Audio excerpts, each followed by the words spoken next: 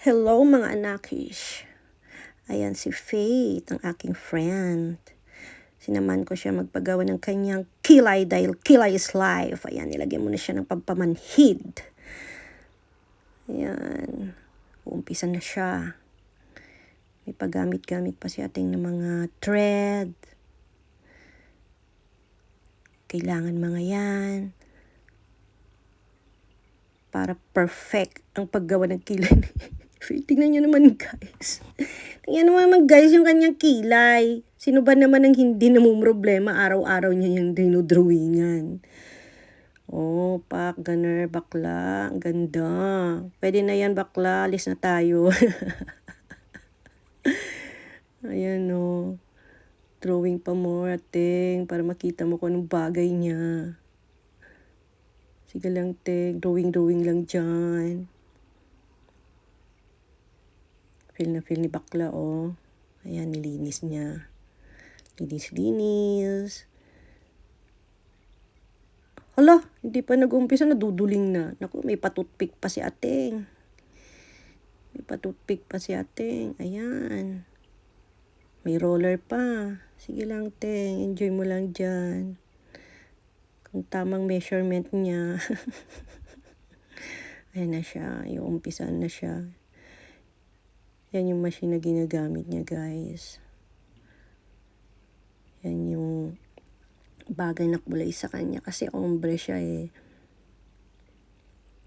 Depende kasi yan, guys, sa skin natin. Kung oily ka, ombre. Kung dry ka, microblading. Ganun. May mga ganun-ganun. Depende rin kasi yan, guys eh. For example, yun ang ano sa yung ombre. So, depende rin kung ilang years yan na na hindi siya mag-fade. Tulad yung mga ginagamit natin sa mga skin routine natin. Tulad ni ni Faith, gumagamit siya ng vitamin C. So, medyo nahirapan si ateng mo na i-shade siya ng i-shade. Ayan. Kabila naman. O, ganyan na guys. Okay na yan. O, bakla. Bangon na. Okay na yan. Ayan. Shade pa more. Grabe, no? Dati yung mga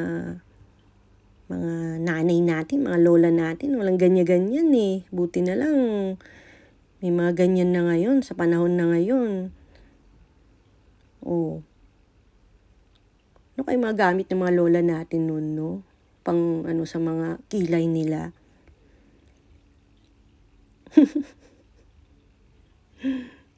Sige, tiis ganda bakla.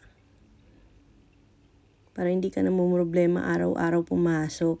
Araw-araw, every morning. Lagi mo yan, dinodrawingan yung kilay. Naku, lalo kang gaganda bakla ka. May in love sa'yo si Chris lalo. Diba, oh, ganda.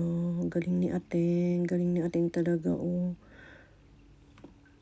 Yan, ginamitan pa siya ng shade. Naku, may pagunting pa si ateng. Sige lang ateng, paganday mo aking friend. Para lalo ma-inlove ang aking friend na si Chris, ang kanyang jowa. Ganda. Gusto ko na rin. Gusto kong ipagawa tong kilay ko rin. Ganda guys, oh. Nabuo na rin ang kanyang kilay. Kanina, half talaga. Parang half moon lang. Ayan. Pinipicturan na. Tapos na. Oo, bakla, maganda ka na. Lalo ka nang gumanda. Naku. Ayan, tuwang-tuwa siya guys, oh. Ay, ang ngiti. Ay, yan ang before and after.